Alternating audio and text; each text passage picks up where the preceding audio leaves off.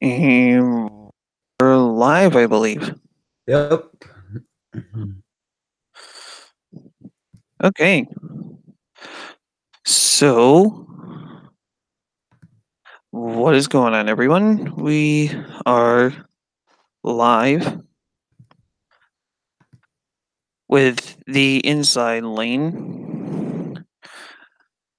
We have the Port Royal race this past weekend on Sunday. That was the second round of the South region.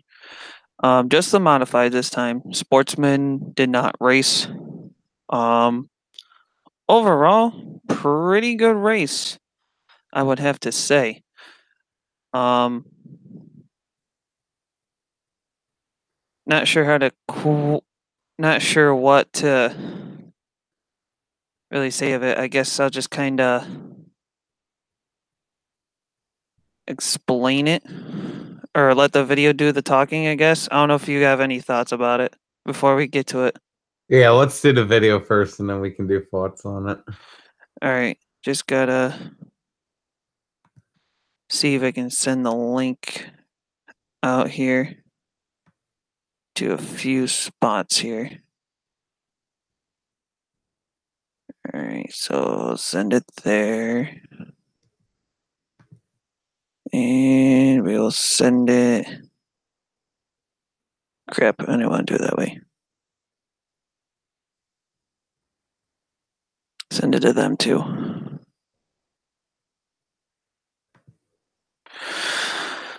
Okay, so without further ado, let's get to the video.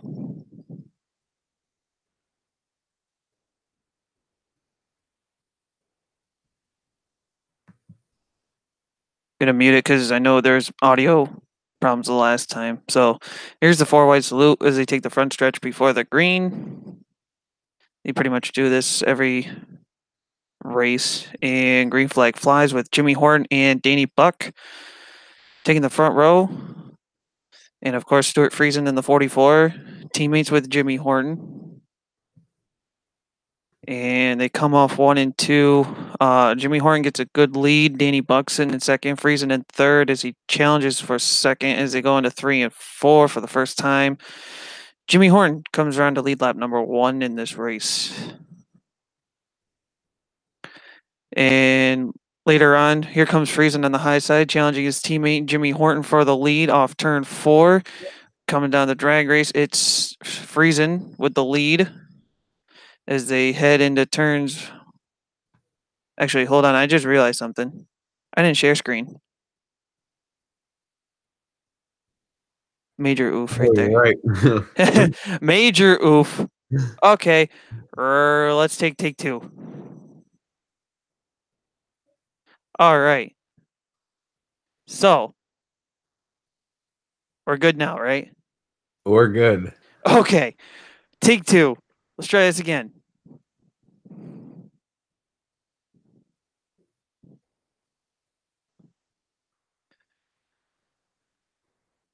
All right, so 4-wide salute down the front stretch here at Port Royal Speedway. And it was going to be a repeat of what just happened here. Here we go. Green flags in the air. Jimmy Horton and Danny Buck on the front row. Stuart Friesen, of course, in the blue 44 Halmar machine after just finishing a race at Martinsville. So they come off turns 1 and 2. Jimmy Horton with the lead. Danny Buck in second. Friesen in third. Now he challenges for second as they go into 3 and 4 for the first time. And it's going to be Jimmy Horton who lead the first lap of this race here as they come down the front stretch. A little bit later on, Friesen challenges his teammate Horton for the race lead. Down the front stretch drag race, it's going to be Friesen at the line, taking the race lead. As they head into turns 1 and 2, Horton trying to make the bottom side work, but Friesen's too strong on the high side. And this was the only yellow of the race. Friesen had a power steering line issue. We'll go over that later. He brought out the race's only yellow, and it's green from here on out as Danny Buck and Jimmy Horton take the lead once again. Mike Mahaney in the 35 in his new ride for 2019 with the Jersey Jet Brett Hearn making his first ever appearance at this track in his illustrious career, believe it or not. Danny Buck's the leader, Shepard in second. And we got Jimmy Horn and Brett Hearn making contact on the front stretch. Brett Hearn holds them off with the hard-charging Perego coming in the 12 car. But here comes Matt Shepard on the high side, looking for the lead around Danny Buck as they head into 3 and 4. Shepard, your new leader, as they come off turn 3. Come around turn 4. Shepard will lead this lap.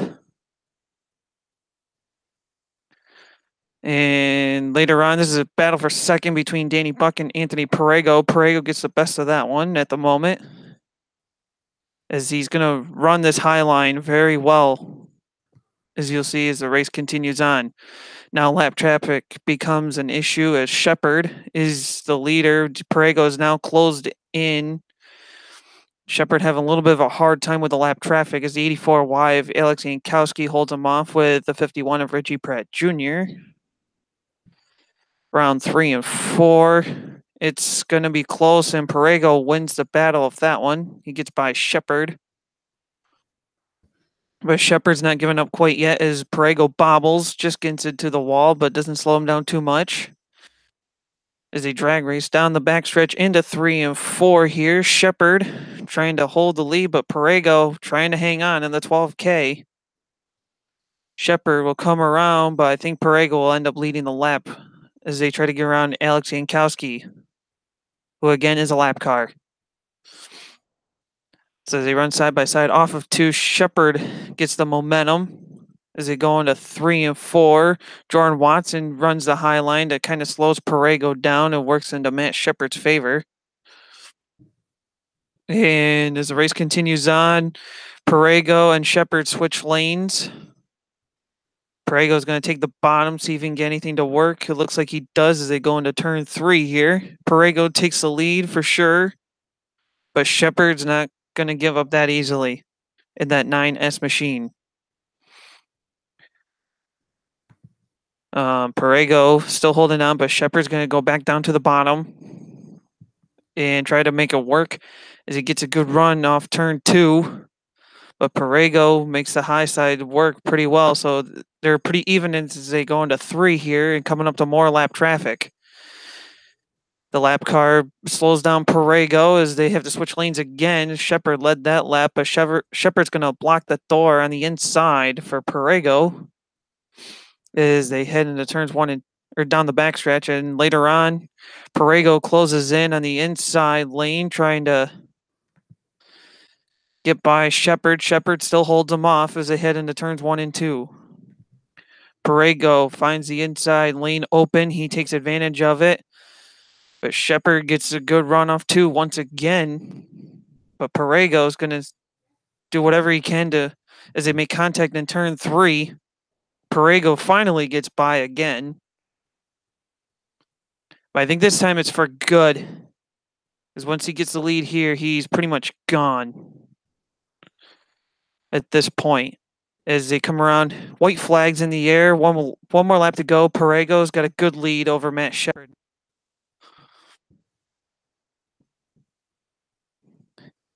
And they take it. He takes it down the backstretch, going into 3 and 4 for the last time. And off of 4, Perego will be the winner here at Port Royal. So pretty good battle for the lead for the majority of that race. As you see, Perego comes out of the car, roof dance. And yeah, next short track Super Series event will be Orange County Fair Speedway. We'll go over that. That'll be a later episode and stuff like that. So yeah.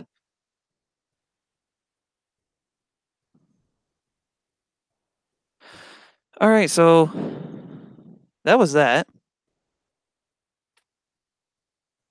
Now, prior to his issues, Stuart Friesen was the fastest lap of the race with a 19.110 lap time. Nobody could beat that the rest of the afternoon. And one of the biggest things we saw was that 44 car of Friesen. Obviously, we know he won the season opener at Georgetown. and he was going to be looking to keep the undefeated season going until he had that steering issue early off in the race. So this was one of the big turning points of the race. So we're going to give you guys just a little bit of an opinion there on what might have happened had Stuart Friesen not had that issue and stayed in the race. I'm gonna have to look over the starting lineup again. Just to before we go over the race results and stuff like that. I know I did retweet it and share it. Hold on, give me 1 second here. Like I said, I did have. Let's go over the starting lineup for the feature. So again, there were 34. No, hold on, 27. Yeah, so 34. I was right. Yeah, 34. 34 modifieds came in, 27 qualified after the heats and feature races, or the heats in the B main. Your starting lineup for the 40 lap feature, row one was, as you saw, Jimmy Horton in the 43, and the outside of him was the 6 of Danny Buck. Row two was the 44 of Stuart Friesen, and the 20 of the Jersey Jet, Brett Hearn. As I said earlier, Brett Hearn, in his illustrious dirt racing career, has won many races, many championships all over the Northeast.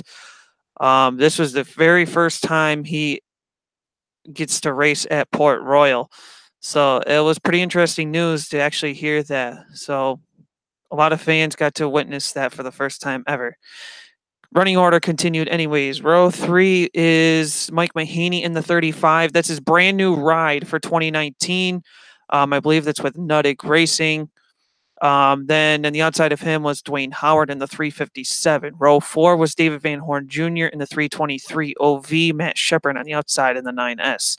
Row five was Rick Lawback in the 1K, and the outside of him was the 32 of Brandon Grasso, who had the performance of the year in October when this event was ran last year.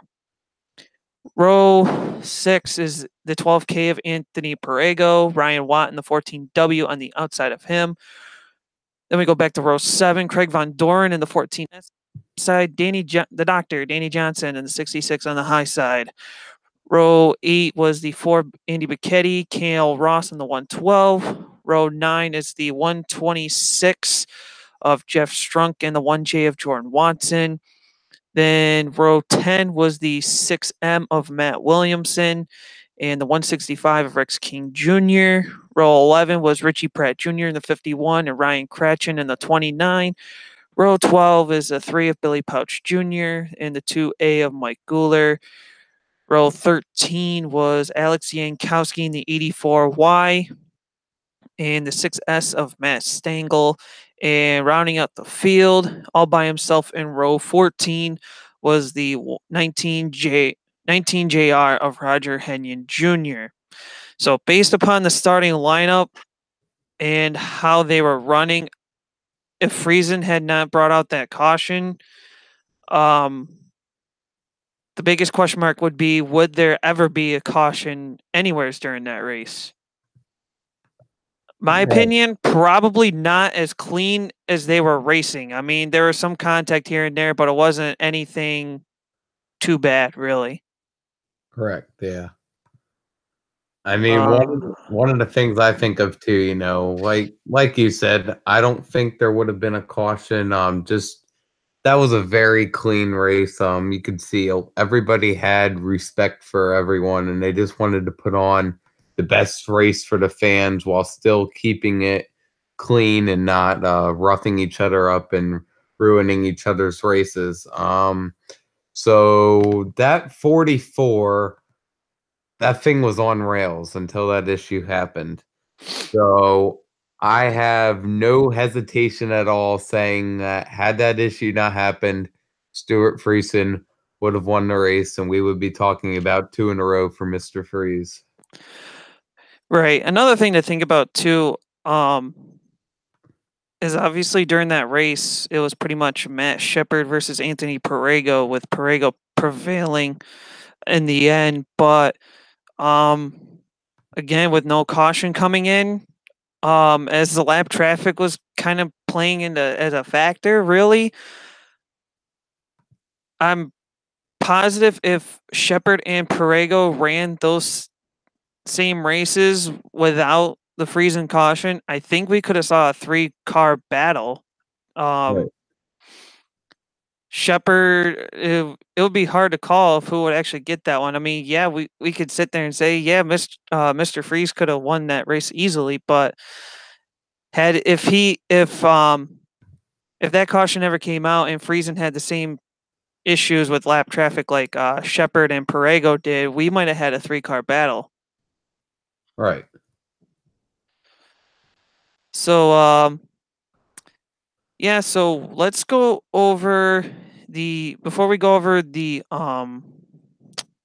actual race results and the awards. Your heat race winners. Brett Hearn won heat, took the win in heat 1. Ryan Watt in heat wins heat 2. David Van Horn Jr. wins heat 3. Mike Mahaney wins heat 4, and in the B main, Richie Pratt Jr. won that one as well. If you want, you can go over the feature race results there. If you have them up. No, I don't. I have the race review up. Oh, okay. All right. So, I'll quickly go over the finishing results, and then we'll do the race review, and then I'll go over the awards and stuff. So, feature event results. Anthony Perego is your race winner. Matt Shepard second. Matt Williamson in third. Danny Buck fourth. Brett Hearn rounds out your top 5. David Van Horn Jr. in sixth. Craig Van Dorn seventh. Mike Mahaney eighth. Rick Laubach in ninth. Danny Johnson, the doctor, rounds out the top 10.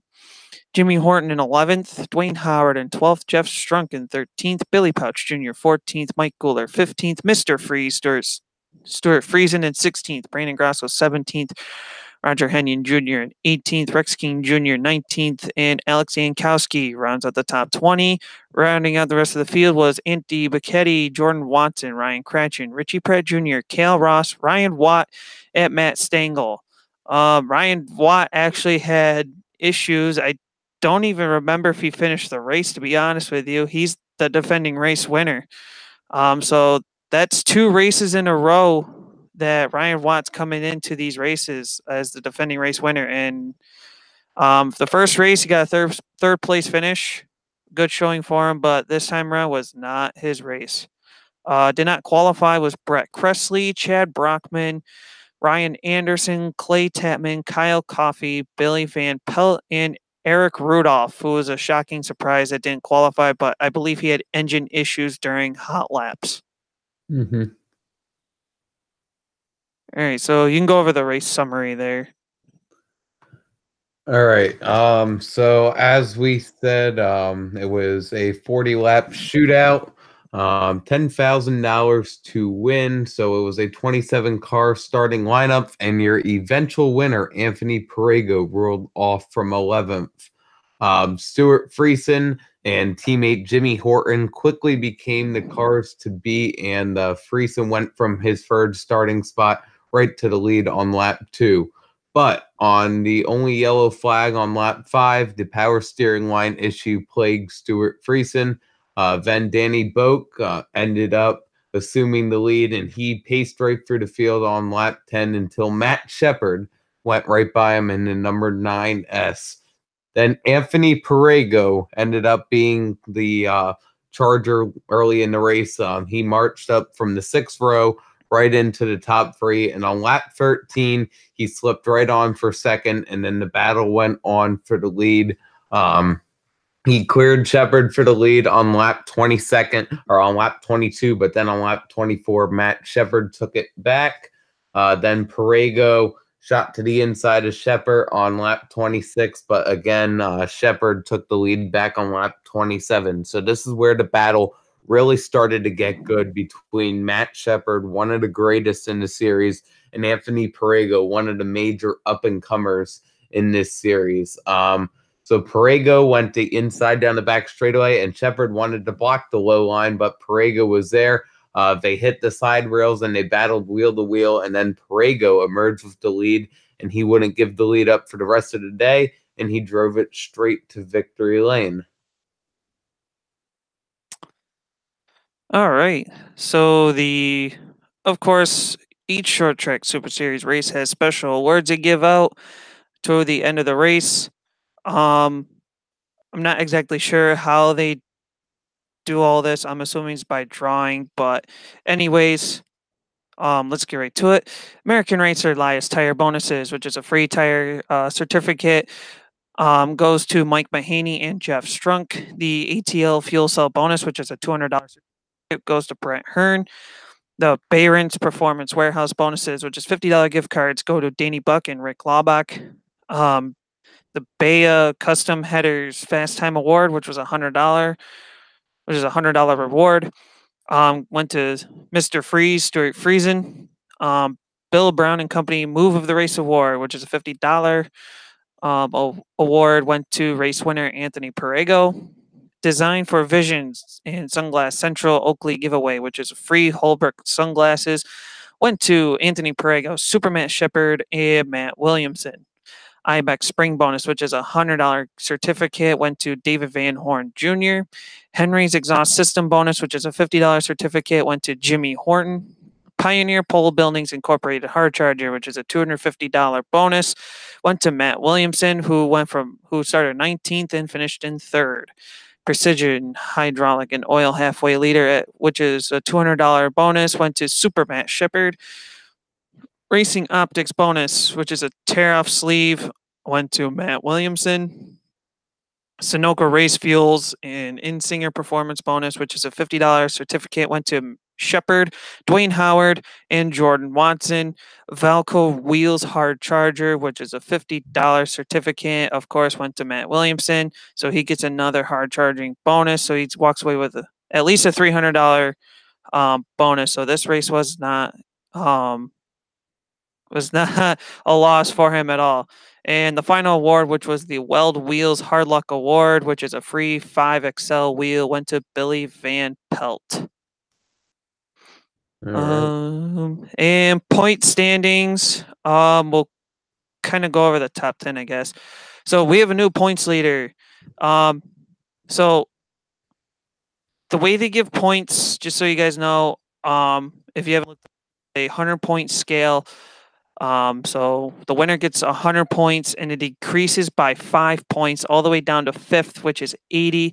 Then it decreases by 4 for each position, all the way down to 8th, which is 68 points.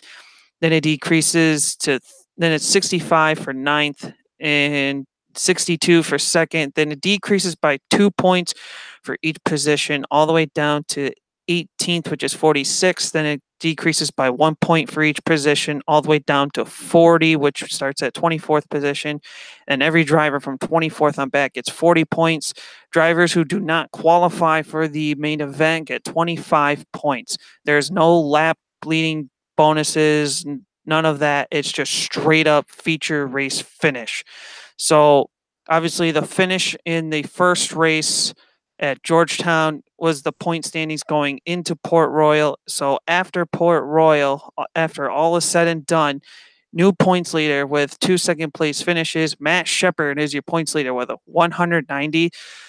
Although with a not so good performance from Friesen in the second race, he only falls to 2nd, but he falls behind 40 points. With this 100-point scale, that is not really too far behind, and especially with the championship race being a higher point scale, he is not out of it, so don't really count him out of anything.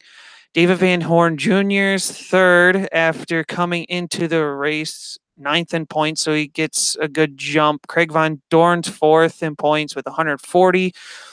Anthony Perego is tied as well with 140, so Perego gets a big jump. He was 26th, actually tied for 24th in points with 40, so he makes a big jump with that win, going up to tied for 4th. Billy Pouch Jr. in 6th with 139. Jeff Strunk is 7th with 132. 8th and 9th is tied between Ryan Watt and Dwayne Howard with 130 apiece. And Danny Buck rounds out the top 10 with 125. The rest of the point standings you guys can look up if you want. Website is shorttracksuperseries.com.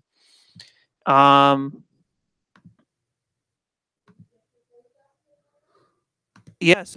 South region comes back on April 30th. This will be both modifieds and sportsmen's. So round 3 for the modifieds, round 2 for the sportsmen's in the South. Next time the Short Track Super Series has an event is on April 7th. They'll be at Orange County Speedway. This will be the debut for the season of the North Region Modifieds. If I had to take a guess of some of the drivers who will be competing for this, Billy Decker, Matt Shepard. I don't know about Anthony Perego because he's committed to being a championship contender in the South. So I'm not sure there if he'll run the North as well. Friesen will probably be a contender for the North if he runs every race. Of course, his main focus is the trucks. So we have no racing for quite a while, unfortunately. But I don't know what final notes you got there. Yeah, I think that's all I got. Alrighty, guys. So thank you again for tuning in. We'll announce our next episode for next week. Like I said, no Short Track Super Series racing till April 7th at Orange County Fair Speedway, which that race opens up their 100th anniversary for that track. This is going to be a big payday, and it's for $11,919 to win. Again, this is the debut for the North Region Modifieds only. No sportsmen's in this one. And then we will also have a preview show later on for the Super Dirt Car Series as their official 2019 points racing schedule starts on April 13th. Yes, the Super Dirt Car Series season technically has begun if you want to include the Volusia Dirt National Speed Week, but they weren't racing for points. I guess you can consider it like the preseason, like their Daytona Clash and duels and stuff. So yeah, make sure you follow us on Twitter. For me, it's at Manian56. KEMMO, it's at KEMMO Cup Series. Subscribe to the both of us, and we'll have an announcement for you later on for next week. All right, so we'll see you guys later.